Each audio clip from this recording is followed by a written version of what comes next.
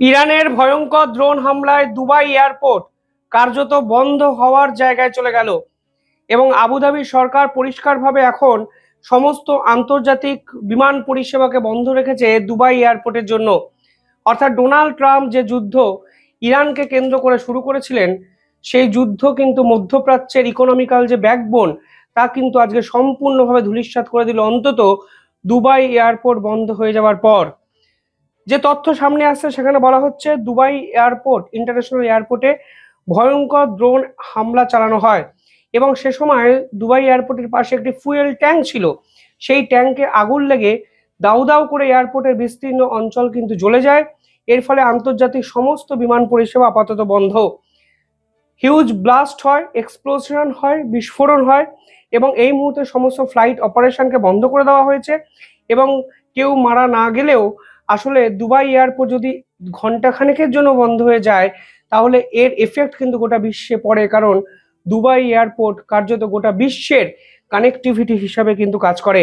ইতিমধ্যে Indigo, air ইন্ডিয়ার মতো বিমান সংস্থা তাদের সমস্ত বিমান পরিষেবা বন্ধ রেখেছে, স্থগিত রেখেছে এবং ইউএই সরকার এই পুরো পরিস্থিতিটিকে এক্সট্রাঅর্ডিনারি এভিয়েশন রেস্ট্রিকশনের আন্ডারে কিন্তু ঘোষণা করেছে বা একগুচ্ছ পরিকল্পনা দুবাই এয়ারপোর্টকে কেন্দ্র করে নিয়েছে। তারা আপাতত তাদের সমস্ত ফরেন এয়ারলাইন্সকে রেস্ট্রিক্ট করেছে, সাসপেন্ড করেছে টেম্পোরারি বেসিসে এবং এই মুহূর্তে তারা বলেছে যে এই যে ধাক্কা ইরানের ড্রোন এসে দুবাই এয়ারপোর্টে দিয়েছে তা সারানোর জন্য অনেকটা সময় দরকার। হিউজলি ইকোনমিক্যাল সেক্টর এফেক্টেড হয়েছে এবং এই রিপেয়ার না করা অবধি দুবাই এয়ারপোর্টকে নতুন করে অন্তত একটা পোর্শনে চালানো যাবে না। ইরানের স্ট্র্যাটেজিটা কি দেখুন, মধ্যপ্রাচ্যের একাধিক জায়গায় যেখানে ইরান আক্রমণ করেছে তাতে আমেরিকাকে অনেক বেশি ভাবার বিষয় কিন্তু তুলে দিয়েছে। আমেরিকার সহযোগী রাষ্ট্রগুলোর অর্থনীতি সম্পূর্ণ ধূলিসাৎ করে দিচ্ছে ইরান। সেখানে airport, oil facility, port, military base, logistic infrastructure সমস্ত রাষ্ট্রের কিন্তু এরা ধ্বংস করে দিয়েছে। অর্থাৎ এই অবস্থায় দাঁড়িয়ে যদি আবুধাবিরই মানে ইউনাইটেড আরব আমিরেটসের যদি আপনি তথ্য দেখবেন এই একটি রাষ্ট্রের উপরই প্রায় ১৬০০ ড্রোন হামলা ইরান করেছে এবং ১০০রও বেশি মিসাইল হামলা কিন্তু করা হয়েছে। এবং সামগ্রিকভাবে মিডল ইস্টের সামগ্রিক সংখ্যাটা যদি ধরেন তাহলে দেখবেন এই সংখ্যাটা ৫,০০০ থেকে ৬,০০০টি ড্রোন অ্যাটাকে ছাড়িয়ে যায়। অর্থাৎ প্রত্যেকটি রাষ্ট্রের উপর ইরানের মিসাইল কিন্তু প্রায় প্রতিদিন আছড়ে পড়ছে এবং কোনো সিভিলিয়ান ক্যাজুয়ালিটি না করেও যেভাবে অর্থনীতি এদেরকে টুকরো টুকরো করে দিচ্ছে এই সকল দেশের, তা কিন্তু নিঃসন্দেহে ইরানের যে স্ট্র্যাটেজি তাকে আপনাকে কুর্নিশ জানাতেই হবে। পাশাপাশি কালকেও ইউএইতে আমি একটি আলাদা ভিডিও বানিয়েছিলাম ফুজাইরা পোর্ট, যে পোর্ট আসলে মিডল ইস্টের অয়েল করিডর নামে পরিচিত, সেখানেও কিন্তু আজকেও ইরানের পক্ষ থেকে হামলা করা হয়েছে। অর্থাৎ যখনই রিপেয়ারিং শুরু হচ্ছে, যখন ড্যামেজ কন্ট্রোল শুরু হচ্ছে, ঠিক তখনই আরও একটি মিসাইল আছড়ে পড়ছে এই পার্টিকুলার জায়গায়, যেমন আজকে দুবাই এয়ারপোর্টে কিন্তু হলো। আমাকে কমেন্টে অনেকেই জিজ্ঞাসা করেন যে ইনকাম কিভাবে বাড়ানো সম্ভব। এর জন্য আজ আমি একটি অ্যাপের সঙ্গে আপনাদের পরিচয় করিয়ে দিচ্ছি। সে অ্যাপটার নাম মার্কেট উলফ। মার্কেট উলফ হলো একটি সেভি রেজিস্টার্ড অ্যাপ, যেখানে আপনি লগ ইন করে খুব সহজেই ইনকাম বাড়াতে পারেন। এবার আপনাদের দেখাচ্ছি এই মার্কেট উলফ অ্যাপ আপনারা কিভাবে ব্যবহার করতে পারেন। দেখুন, প্রথমে আমি পিন দিয়ে এই অ্যাপে লগ ইন করলাম। এখানে দেখাচ্ছে ফলো ট্রেন্ড অপশান, যেখানে মার্কেটে প্রফিটেবল ট্রেন্ডগুলোই আপনাকে শুধু দেখাবে। এবার একটা ক্লিকেই আপনি এখান থেকে ট্রেন্ড খুব সহজে ক্লিক করে ফলো করতে পারেন। এখানে আপনি খুব ছোট অ্যামাউন্ট ইনভেস্ট করে ট্রেডিং শুরু করতে পারেন। মার্কেটে বাকি অ্যাপে ইনভেস্টমেন্ট আপনাকে ৩ গুণ বেশি করতে হয়। এখানে আছে স্টপ লস অপশান, যা আপনার ক্ষতি আটকায়। যদি আপনার ক্ষতি একটি নির্দিষ্ট লেভেলে পৌঁছে যায় তাহলে এই অ্যাপটি অটোমেটিকলি বন্ধ করে দেবে আপনার ইনভেস্টমেন্ট। এই অ্যাপের ব্রোকারেজ ফি মার্কেটের অন্য অ্যাপের থেকে অনেকটাই কম। দেখুন, ট্রেন্ডটি প্রফিট অনুযায়ী চলছিল। এবার আমি স্টপ ট্রেন্ডে ক্লিক করলাম এবং খুব অল্প সময়ের মধ্যে ২,০৬৫ টাকার প্রফিট এখানে কিন্তু বুক হয়ে গেল। আপনি এই পুরো ফেসিলিটিটি ব্যবহার করতে পারেন লাইফ টাইম মাত্র ৯৯ টাকা পে করে। এছাড়াও বিভিন্ন কমোডিটিস যেমন গোল্ড, সিলভার, ন্যাচারাল গ্যাস, এগুলোরও ট্রেডিং আপনারা করতে পারেন সকাল ৯টা থেকে রাত্রি ১২টা অবধি। মার্কেট উলফ অ্যাপ কিন্তু আপনাদেরকে ফ্রিতে ট্রেড রেকমেন্ডেশনও করে এখানে দেখুন ফেব্রুয়ারি মাসের প্রথম 3 সপ্তাহে 39,363 টাকা, একদিনে 15,239 টাকা এবং সমগ্র 2025-এ 5,03,940 টাকার প্রফিট বুক হয়েছে। এবং সবথেকে ইম্পর্টেন্ট বিষয় হলো মার্কেট উলফ অ্যাপ আপনাদের প্রফিটের উপর কোনো কমিশন কিন্তু নেয় না। আপনারা এই অ্যাপ ব্যবহার করতে পারেন 99 টাকা, তাও আবার লাইফ টাইমের জন্য। এবং এই অ্যাপ আপনারা ব্যবহার করতে পারেন সকাল 9টা থেকে রাত 12টা অবধি। 20 লাখের বেশি মানুষ এই অ্যাপকে কিন্তু ব্যবহার করেন। তাহলে আর দেরি কেন? আমার ডেসক্রিপশানে এবং পিন কমেন্টে এই অ্যাপের লিঙ্ক দেওয়া আছে, আপনারা ডাউনলোড করুন এবং ফিনান্সিয়াল জার্নি শুরু করুন। কেন দুবাই এয়ারপোর্টকে বেছে নেওয়া হলো ইরানের পক্ষ থেকে? দেখুন, ইতিমধ্যেই দুবাই এয়ারপোর্ট আসলে এমিরেটস এবং ফ্লাই দুবাইয়ের আতুর ঘর এবং মেজর হাব, ফলে গোটা বিশ্বের বিমান পরিষেবা কিন্তু দুবাই এয়ারপোর্ট থেকেই শুরু হয়। ইম্পর্টেন্ট বিষয় হলো আবুধাবিকে বাছার কারণ হিসাবে ইরানের পক্ষ থেকে একগুচ্ছ কারণ সামনে এসছে। ইরানে যতগুলো হামলা আমেরিকার পক্ষ থেকে চালানো হচ্ছে, প্রায় সবকটি আবুধাবির মিলিটারি বেসকে বা ইউএইর মিলিটারি বেসকে কাজে লাগিয়ে। এখানকার যে আল দাফরা এয়ার বেস, এটা হলো আমেরিকার অত্যন্ত ঘনিষ্ঠ একটি সেনাঘাঁটি এবং গুরুত্বপূর্ণ সেনাঘাঁটি, এবং এখান থেকেই কিন্তু আমেরিকা ড্রোন এবং সার্ভিলেন্স সিস্টেমকে কন্ট্রোল করছে এবং এর জন্যই তারা ইউএইকে কিন্তু বারবার বেছে নিচ্ছে। শুধু তাই নয়, 2020 সালে ইউএইর সাথে ইসরায়েলের একটি চুক্তি হয় যা আব্রাহাম অ্যাকর্ড নামে পরিচিত। এই চুক্তি অনুযায়ী ইসরায়েল এবং ইউএই নিজেদের মধ্যে ইন্টেলিজেন্স শেয়ার করবে, সাইবার সিকিউরিটি সংক্রান্ত একাধিক বিষয়ে কাজ করবে, মিসাইল ডিফেন্স সিস্টেম ওরিয়েন্টেড একাধিক বিষয়ে কাজ করবে এবং ট্রেড এবং ইনভেস্টমেন্ট দুই দেশ একে অপরের সঙ্গে মিলে করবে।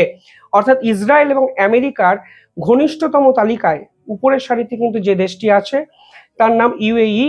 আমেরিকা যার মিলিটারি বেস ইউএই থেকে পরিচালনা করছে, একইভাবে ইউএই ইন্টেলিজেন্স দিয়ে ইসরায়েলকে সাপোর্ট করছে। এর জন্য ইরান কিন্তু এই ইউএইকে লাগাতার আক্রমণ করে যাচ্ছে এবং পার্টিকুলার দুবাই কেন্দ্রিক একাধিক ইনফ্রাস্ট্রাকচারে আক্রমণ করছে, কারণ দুবাই হলো ইউএইর ইকোনমিক্যাল ব্যাকবোন। দুবাইয়ের যদি আরো আপনি তথ্য দেখেন, দেখবেন এটি হলো লার্জেস্ট এভিয়েশন হাব মিডল ইস্টের এবং গ্লোবাল ফিনান্সিয়াল সেন্টার বলা হয় দুবাই এয়ারপোর্টকে। এবং এশিয়া বলুন, ইউরোপ বলুন, আফ্রিকা বলুন, সমস্ত দেশেরই লজিস্টিক্যাল হাব হিসাবে দুবাই এয়ারপোর্ট কিন্তু ব্যবহার করা হয়। এবার ইউএই পাল্টাকে স্ট্রাইক করতে পারে না? এক কথায় উত্তর, না, পারে না।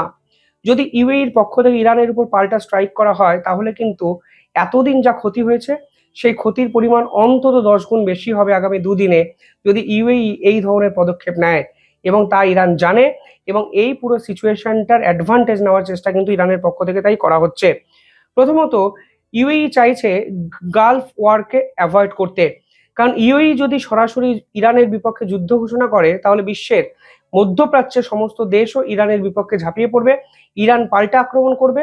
ফলে মধ্যপ্রাচ্যের যে সোশ্যাল ইকোনমিক সিস্টেম আছে, পেট্রো ডলার সিস্টেম আছে, তা কিন্তু তাসের ঘরের মতো ভেঙে পড়বে।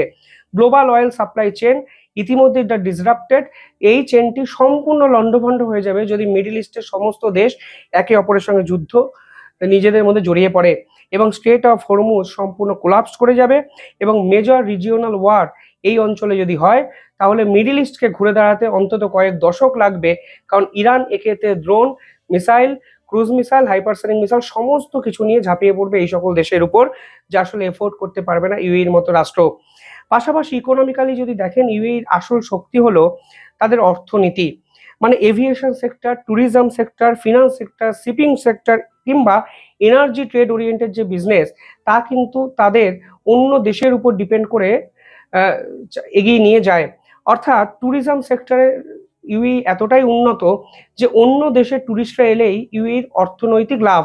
এক্ষেত্রে ইউএই যদি ফুল ফেজ ওয়ারে জড়িয়ে পড়ে, তাহলে ইউএই অর্থাৎ ইউনাইটেড আরব এমিরেটস কিন্তু আসলে ট্যুরিস্টদের হারাবে, যা ইউএইর কাছে মেজর একটা সেটব্যাক হতে পারে।